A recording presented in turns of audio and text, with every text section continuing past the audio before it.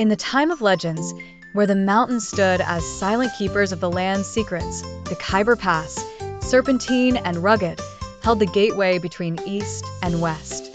Within this formidable terrain resided a tribe whose task was to guard the pass with unwavering dedication. Their leader, Azim, stood firm like the ancient rocks, entrusted with his people's fate amidst the gathering clouds of threat. The flickering flames of the council fire illuminated the assembled faces with shadows and doubt. The elders spoke in hushed tones, their words carried by the mountain winds during the urgent gathering. The head elder, Nazir, rose, his presence a beacon of wisdom accumulated through seasons and storms. The invaders approach like a relentless tide, he announced, his voice solemn. We must choose our path, ally or resist. A heated debate ensued, the air taut with emotions that shifted like the rolling clouds.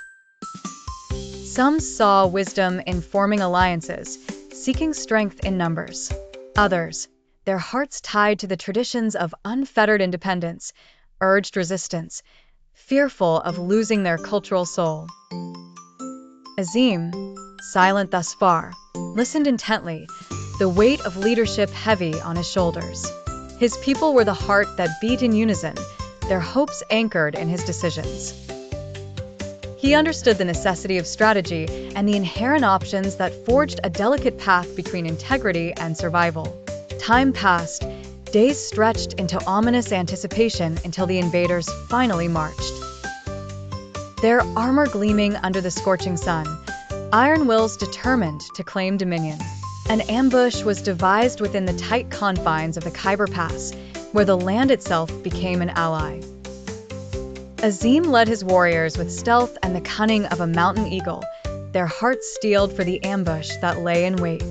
The sun cast shadows long and dark as silence hung eerily before the storm. The narrow path groaned under the invaders' boots as they entered, unaware of eyes watching from above. With a sudden roar, Azim's forces descended like a torrent, each warrior a whisper of the land's ancient spirit. The clash resonated through the pass, a symphony of metal and grit that danced upon the stones. Amidst the battle's chaos, Azim faced the turmoil within himself, a chasm between duty and yearning.